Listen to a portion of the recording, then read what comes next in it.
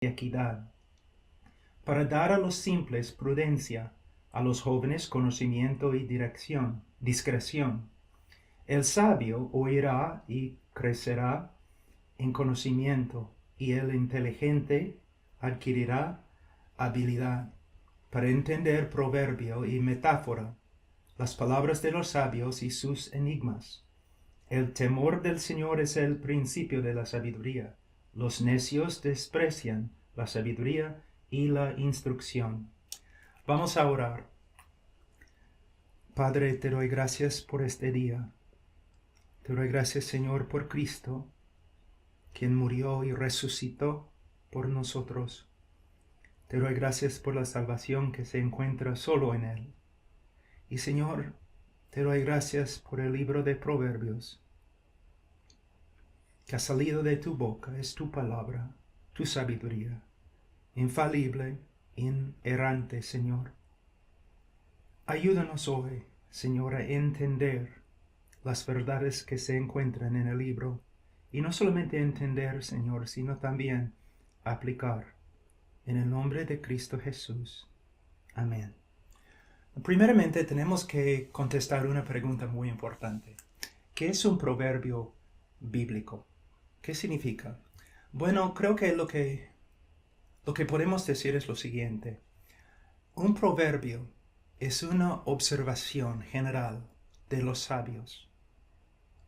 A un lado, una observación general de los sabios. Otro lado, Dios está obrando a través de sus observaciones para darnos sabiduría infalible e inerrante.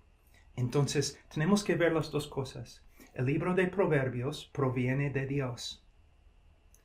El libro está inspirado por Dios, pero a la vez representa las observaciones generales de los sabios.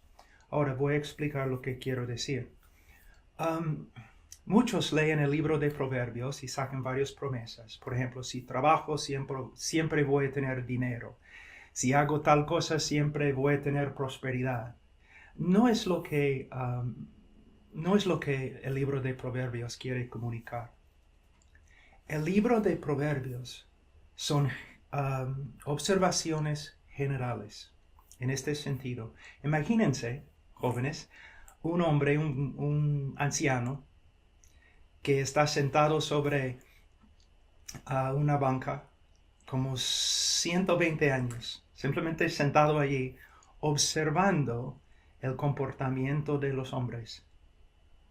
Entonces él ve, por ejemplo, los jóvenes diligentes, respetuosos, que trabajan duro.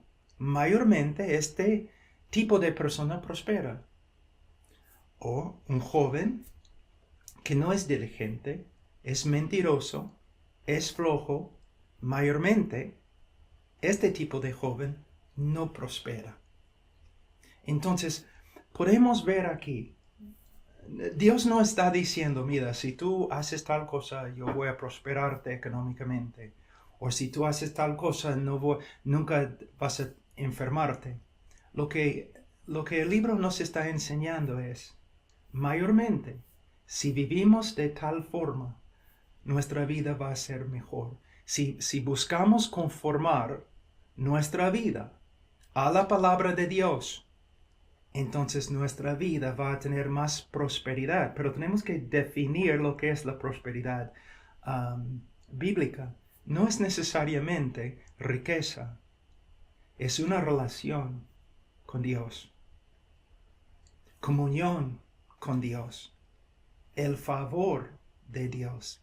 Y especialmente se manifiesta en nuestra conformidad a Cristo. ¿Cuál es la meta más grande de Dios en la vida de un creyente? ¿Es la prosperidad económica? ¿Es una salud sin enfermedades? No. Dios puede usar estas cosas para una meta mucho más grande, tu conformidad a Cristo. Porque tu conformidad a Cristo tiene un valor eterno. Entonces estudiamos el libro de Proverbios, no para que prosperemos en todo. Estudiamos el libro de Proverbios para conocer la sabiduría de Dios y para que podamos andar de una manera que glorifica a Dios. Ahora, quiero compartir con ustedes dos relaciones muy importantes. Muchas personas en el día de hoy, hasta el día de hoy, creen que van a ser salvos por medio de guardar la ley. Pero no es el propósito de la ley. Nunca ha sido el propósito de la ley. La ley nos muestra nuestro pecado, o nos muestra la santidad de Dios. Y por medio de revelarnos la santidad de Dios, también nos muestra nuestro pecado. Y viendo nuestro pecado, como Dios ve nuestro pecado, nosotros nos damos cuenta que no podemos salvarnos, que necesitamos ser salvos no por medio de nuestras obras, sino por medio de la misericordia de Dios. Les voy a mostrar la relación entre la ley y el Evangelio. Guarden su lugar en Proverbios, pero vamos a Romanos, un ratito a Romanos, en el Nuevo Testamento, Romanos capítulo 3. Y vamos a ver el propósito más grande de la ley. En versículo 19, en versículo 9 a 18, Pablo está mostrándonos nuestro pecado. En versículo 19, él llega a su conclusión. Ahora bien, sabemos que cuanto dice la ley, lo dice a los que están bajo la ley, para que toda boca se calle. Es el propósito de la ley. Y todo el mundo sea hecho responsable o culpable ante Dios. Entonces, la ley tiene varios propósitos, pero los propósitos principales son mostrarnos la santidad de Dios y mostrarnos nuestro pecado. Y, como podemos ver en el libro de Romanos y Gálatas, llevarnos a Cristo. Mostrarnos que no podemos salvarnos por medio de nuestras obras. Entonces buscamos salvación en la obra perfecta de Cristo, ¿no? Pero después de convertirnos, después de creer en Cristo, después de ser salvos solo por medio de la gracia, la ley tiene otro propósito. Puede enseñarnos, dirigirnos. Cuando tú tienes una relación con la ley, en la cual tú estás tratando de guardar la ley para salvarte, la ley es como un dueño de esclavos. Es muy difícil, muy severa es la ley. Pero si la ley te guía a Cristo y recibes la salvación por medio de fe, entonces la ley llega a ser tu amigo y puede ayudarte a caminar. Ahora, la relación entre la ley y el Evangelio. Pero ahora tenemos también una relación entre el libro de Proverbios y el Evangelio. Yo he conocido familias, iglesias cristianas, donde casi solamente hablan de la ética, solamente hablan de principios bíblicos, cómo vivir rectamente ante el Señor, y está bien.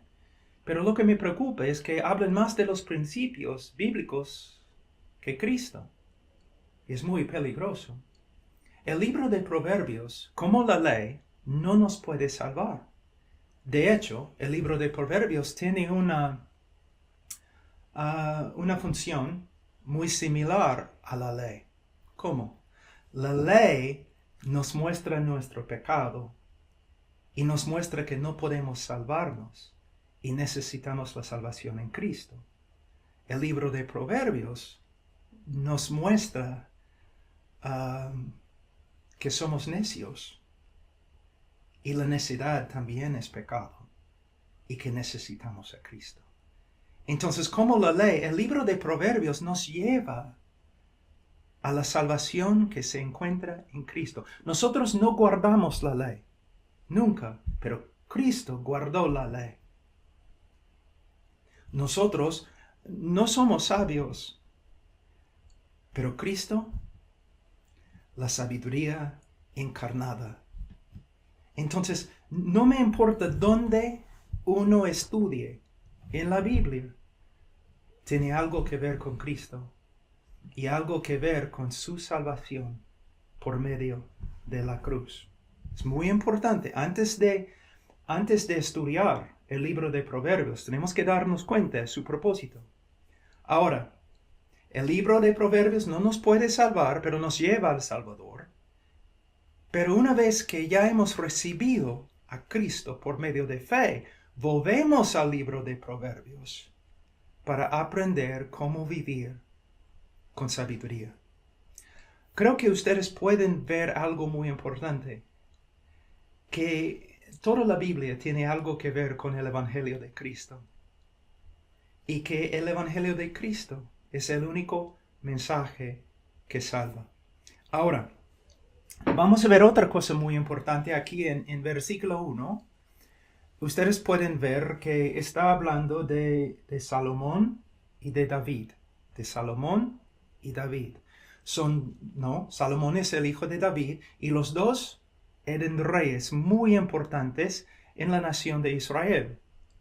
Entonces, vamos a ver algunas características de estos dos hombres. Primeramente, vamos a ver a David. Primero de Samuel. Entonces, y voy a esperarles. Ustedes deben buscar la cita en sus Biblias. Primero de Samuel, capítulo 13. Y versículo 14. Samuel está hablando al rey Saúl, que él había desobedecido al Señor, se había rebelado contra su voluntad y no iba a ser más el rey de Israel. Dice en versículo 14 Samuel, pero ahora tu reino no perdurará. El Señor ha buscado para sí un hombre conforme a su corazón. Entonces, una de las características más que se ve más en el rey David era su corazón, su pasión, su deseo de conocer a Dios y hacer la voluntad de Dios. David hizo muchas tonterías. A veces no se portó con sabiduría. Pero David nunca cayó en idolatría. Y siempre, aún después de pecar, él buscó la salvación por medio de fe en la fidelidad de Dios. Entonces, era un hombre que tenía un corazón, una pasión muy fuerte, una fe y una relación personal con Dios. La característica principal del rey David. Ahora vamos a ver a Salomón en Primero de Reyes, capítulo 3. Primero de Reyes, capítulo 3, versículo 7. Leamos. Y ahora, Señor Dios mío, has hecho a tu siervo rey en lugar de mi padre David, aunque soy un muchacho y no sé cómo salir ni entrar. Él está diciendo, ahora voy a reemplazar a mi padre, que era un gran rey. Yo soy joven y no sé cómo portarme. Y él dice, versículo 8, tu siervo está en medio de tu pueblo, al cual escogiste, un pueblo inmenso, que no se puede numerar ni contar por su multitud. Da pues a tu siervo un corazón con entendimiento para juzgar a tu pueblo y para discernir entre el bien y el mal. Pues ¿quién será capaz de juzgar a este pueblo tuyo tan grande? Ahora, vamos a capítulo 4, versículo 29. Dios dio a Salomón sabiduría, gran discernimiento y amplitud de corazón como la arena que está a la orilla del mar. Y la sabiduría de Salomón sobrepasó la sabiduría de todos los hijos del oriente y toda la sabiduría de Egipto. Y si leemos más, vamos a descubrir que el hombre también tenía conocimiento con respecto a las ciencias naturales y todo. El Señor le dio bastante sabiduría. Entonces, Ahora quiero que vean, jóvenes, dos cosas muy importantes. David tenía un corazón apasionado. Él amó al Señor de verdad. Salomón, él tenía bastante sabiduría, mucha inteligencia. Y nosotros necesitamos las dos cosas, de verdad. Necesitamos aferrarnos a la ciencia sin dejar la pasión, sin dejar una relación personal con nuestro Señor. David tenía pasión, pero muchas veces le faltó sabiduría. Salomón tenía sabiduría, pero cuando era anciano, ustedes saben lo que pasó. Se casó con muchas mujeres extrañas, que significa mujeres que adoraron a otros dioses, dioses falsos. Y en tiempo, ellas influenciaron a Salomón y él dejó al Dios verdadero y empezó a servir a los dioses falsos. Entonces necesitamos tener cuidado. No debemos pensar solamente en una relación personal, y a la vez diciendo, no necesito doctrina, no necesito teología, no necesito... el cristianismo no es una religión del cerebro, es una relación del corazón. Bueno, es una mentira. La vida cristiana y la fe cristiana es una religión del cerebro, de la mente y también del corazón. Debemos adorar y amar al Señor con todo nuestro corazón, con toda nuestra mente, con todo lo que somos. Entonces necesitamos las dos gracias, ¿no? Los dos dones. Ciencia, sabiduría. ¿Y de dónde vienen? De nuestro estudio de la palabra de Dios. Y también una relación personal con Dios por medio de adoración, comunión, oración.